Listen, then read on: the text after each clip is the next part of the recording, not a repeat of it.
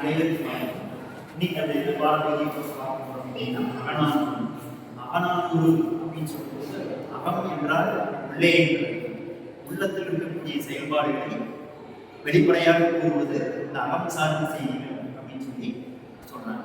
புறநானூறு அப்படின்னா புறம் சார்ந்த செய்திகள் அப்படின்னு சொல்லி சொல்றாங்க. ஆகவே இந்த அகநானூற்றில் என்ன செய்திகள் நமக்கு பெரும்பாலாக விளக்கப்படுது அப்படின்னா அகம் சார்ந்த தலைமையில் செய்திகள் எல்லாமே நமக்கு என்ன வெளிப்படையா விளக்கு.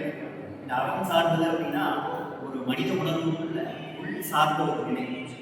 ஒரு மனிதர்கள் நிறைய மனிதர்கள் இருக்கிறாங்க, அவங்களுடைய அகம் சார்ந்த நிகழ்வுகள் என்ன அப்படிங்கிறது நமக்கு வெளிப்படையாக தெரியாது. ஆகவே இந்த நிகழ்வுகள் எல்லாம் எப்படி தெரிஞ்சுக்கிறது? அகம் சார்ந்த நிகழ்வுகள் எல்லாமே அந்த மனிதனுடைய செயல்பாட்டினுடைய அடிப்படையாக இந்த அகம் சார்ந்த நிகழ்வுகளை நம்ம என்ன தெரிஞ்சுக்க முடியும். சில குறிப்புகளை என்ன முடியும் தெரிஞ்சுக்க முடியும். இதில் என்ன சொல்றாங்க அகநானூறுனா அகம் சார்ந்த 4 பாடல்களை விளக்குவதாக இங்கே நம்ம என்ன பண்ணிட்டாங்க விளக்குறாங்க.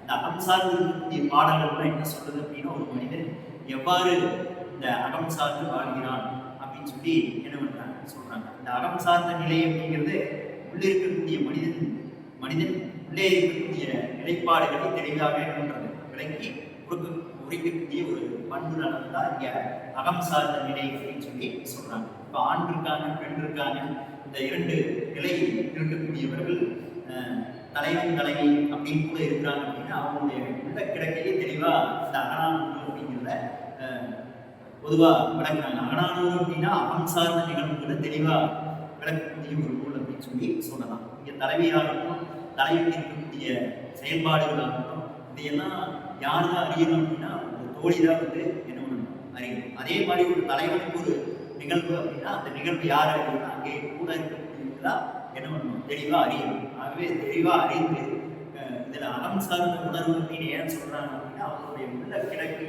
அவங்களுடைய உள்ள உணர்வுகளை தெளிவாக வெளிப்படுத்துவது இந்த அகம் சார்ந்த செயல்பாடுகளை வெளிப்படுத்தி அதனுடைய தன்மையை விரிவாக விளக்குவது இதெல்லாமே அகநானூறு செய்திகள் நமக்கு என்ன பண்ணியிருக்காங்க விளக்கியிருக்காங்க. மேலும் அடிப்படை பண்புகள் பலரை சொல்லியிருக்காங்க. சங்க இலக்கியம் சொல்லி எடுத்தாலே அகம் புறம் சொல்லி 2 இருக்கு. இதில் அகம் சார்ந்தது என்னென்ன அப்படிங்கிறத நமக்கு தெளிவாக என்ன பண்ணியிருக்காங்க விளக்கியிருக்காங்க. இந்த அகம் சார்ந்தது எப்படி புறத்திலிருந்து வேறுபடுது, எப்படி தனித்தன்மையான நிலையில் செயல்படுகிறது அப்படிங்கிற ஒரு நிலையை நமக்கு என்ன பண்ணியிருக்காங்க இந்த அகநானூறு விளக்கியிருக்கு. அதே மாதிரி அகநானூறு பாடல்கள் அமைப்பு முறை எந்த மாதிரி இருக்கு, அகம் சார்ந்த நிகழ்வுகளை எப்படி பெருது கொண்டு அப்படியே செல்கின்றது அப்படிங்கிறதெல்லாம் என்ன பண்ணியிருக்காங்க நமக்கு விளக்கியிருக்காங்க. மேலும் பார்த்துட்டீங்க அப்படின்னா இந்த அகம் சார்ந்த செய்திகள் அப்படின்னு சொல்லும்போதே இந்த உள்ள கிடக்கையில் இருக்கக்கூடிய செய்திகளை வெளிப்படையாக மாற்றக்கூடிய ஒரு நிலைப்பாட்டை என்ன பண்றாங்க சொல்லுவாங்க. சிலர் தன்னுடைய நிலையை அகம் சார்ந்த செய்தியை தெளிவாக எடுத்துரைப்பாங்க. சிலர் என்ன அப்படின்னா தன்னுடைய உள்ள குறிப்பை ஒரு குறிப்பால் உணர்த்திடுவாங்க. ஏதாவது இப்போ தலைவி இருக்கிறார் அப்படின்னா நம்மளோட நிலைப்பாட்டை தோழிக்கு வெளிப்படையாக சொல்றதா தான் நமக்கு சொல்றாங்க சங்க இலக்கியங்கள். ஆனால் தோழி மற்றவங்களுக்கு யாராவது அப்படின்னா அப்படின்னா ஒரு சில குறிப்பை வச்சு என்ன பண்ணிட்டு போயிடுறாங்க, விளக்கிட்டு போயிடுறாங்க. இது எல்லாமே நம்ம என்ன பண்றோம் அகநானூறு பாடல்கள் நம்ம என்ன பண்றோம் பார்க்கின்றோம். அதே மாதிரி அகநானூறு பாடல்கள் மற்ற சங்க இலக்கிய பாடல்களுக்கு எப்படி வேறுபட்டு இருக்கின்றது, அதை சொல்லக்கூடிய நிலைப்பாடுகள் கருத்துக்கள் என்ன, அதை சொல்லக்கூடிய செய்திகள் என்ன என்கின்ற நிலைப்பாட்டை பார்த்தோம் என்றால் மற்ற நிலையிலிருந்து அகநானூறு வேறுபட்டு மற்றவர்கள் சொல்லாத ஒரு கருத்தை அகம் சார்ந்த நிகழ்வுகளை நமக்கு என்ன பண்ணுது விளக்கின்றது அப்படின்னு சொல்லி பார்க்கும்போது ரொம்ப பெருமையாக இருக்கின்றது. அது மட்டும் இல்லாமல் சங்க பாடல்கள் அப்படின்னு சொல்லும்போது ஒரு விதமான சங்க இலக்கிய மரபை வெளிப்படுத்துகிறது. அந்த மரபிலிருந்து ஒவ்வொரு பாடல்களும் ஒவ்வொரு நிகழ்வுகளும் எவ்வாறு அமைந்திருக்கின்றன என்கின்ற ஒரு நிலைப்பாட்டை நம்மளுக்கு முழுமையாக கொடுக்கின்றது. அது மட்டும் இல்லாமல் இந்த அகநானூறு பாடல்கள் எப்படிப்பட்ட தனிப்பண்பை விளக்குகின்றது என்கின்ற நிலைப்பாட்டை எல்லாம் என்ன பண்றோம் பார்க்கிறோம்.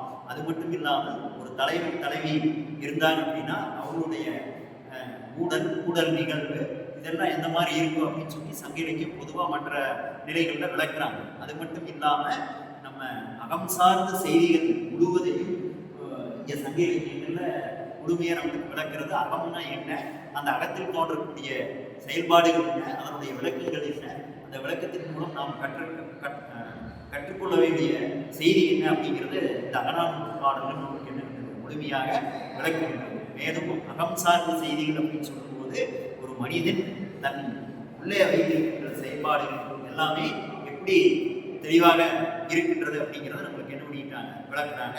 நன்றி.